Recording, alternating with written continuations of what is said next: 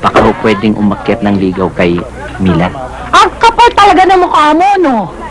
Ang lakas rin ng loob mo. Ayun naman papakain mo sa anak ko. Hoy, Alex! Tao naman ako nagpunta dito, ah. Tao ba ang tingin mo sa sarili mo? Lumayas ka nga! Laya, sabi! Lahat! Papayag ko kaya si Aling Nieves na maging manugang. 10 beses ko pang gugustuhin ang mapangasawa mo si Mr. Cortez na makakaon tayo sa pwesteng buhay na ito! Alex, ilayo mo na ako sa lugar na to.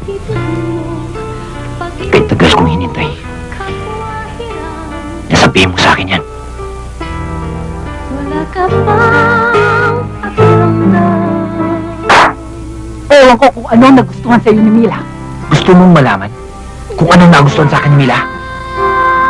Ako'y tao lang na nadadarang at natutoksorin. Sa bahay ko muna si Mila.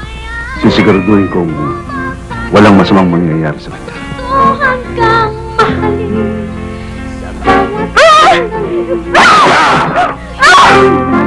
Ikaw naman, Mila. Tinatanggap mo ba si Ramon bilang iyong asawa?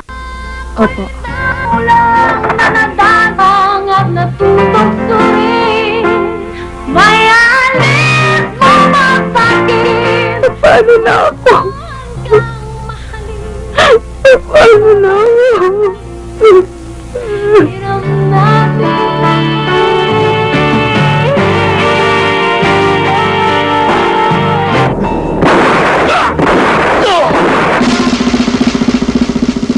Puto!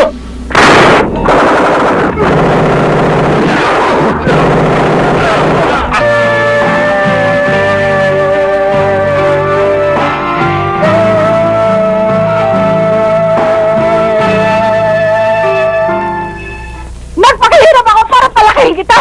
Tapos lalapastahanin mo ako ng ganito! Naintindihan mo ba ako? Opo, Nay. Kailangan alisin ang tinik. Tuwan mong ako'y huwag mas... Ayoko nang makita ang pagmumukha mo rito!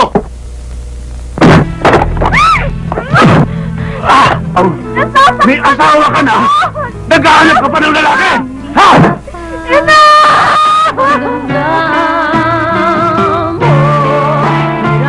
Lahat ginawa ko na para sa inyo, inay!